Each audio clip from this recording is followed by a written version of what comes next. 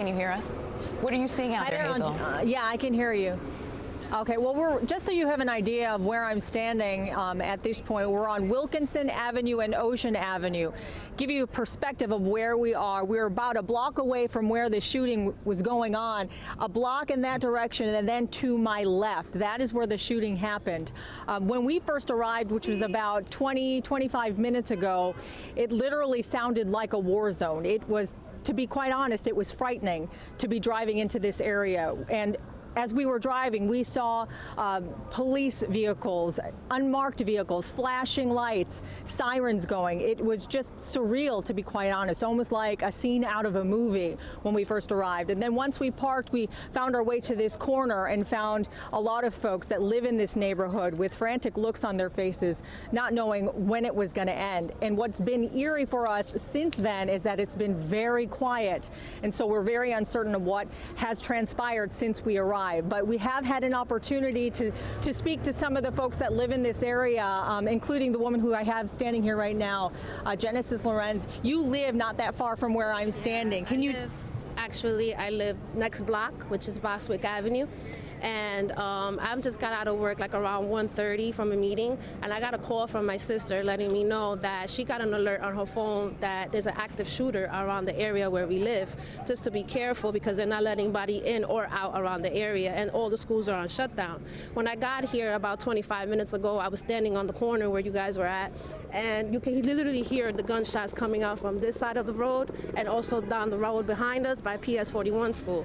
Then we saw like 2 SWAT cars coming in, and then we kept seeing like 3 different types of helicopters coming in. It was just really crazy, and right now it's still active because when my sister got the alert on her phone, it stated that it all started from 4 individuals who rented a U-Haul truck and had nothing but shotguns in that U-Haul truck and was going on a rampage.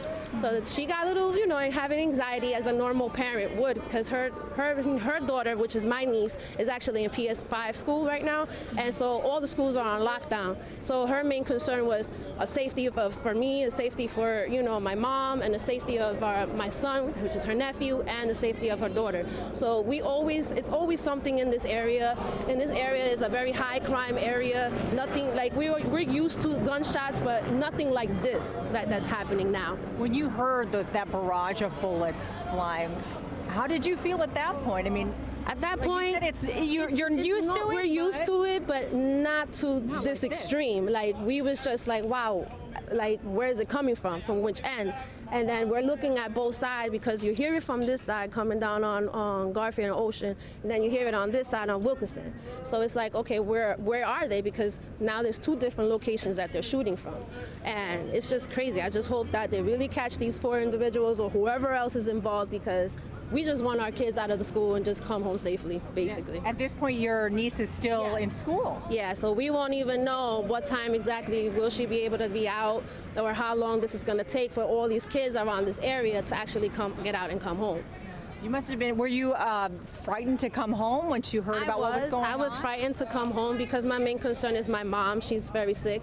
And then on top of that, my nephew, not my nephew, my son, I'm sorry. So my son's safety, along with my mom's safety, they're always in the house. So when stuff like this goes on, yes, the main concern is their safety. Are they okay? So I called right away, which was at 1:29 that my sister called to give me that alert that she got from her phone.